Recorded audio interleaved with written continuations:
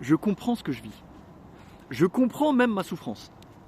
Tu vois, c'est ça aussi la grande différence entre celui qui souffre, comment dire, et qui en devient malade, et celui qui souffre et qui supporte. Celui qui souffre et qui en devient malade, la plupart du temps, c'est parce qu'il vit cette souffrance sans vraiment avoir de sens à cette souffrance, sans comprendre cette souffrance, ou alors il lui donne un sens qui est faux. Donc il est dans un labyrinthe, il tourne en rond, et tu vois.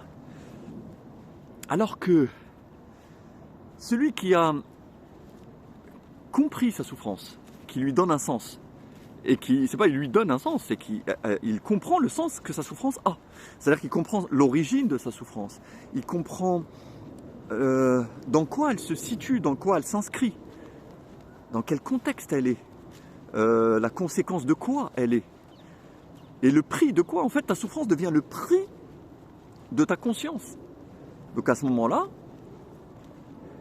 tu le vis bien. J'ai presque envie de dire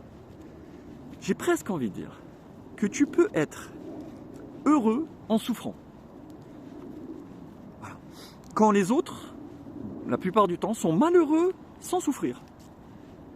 Tu vois ? Les autres, ils sont malheureux.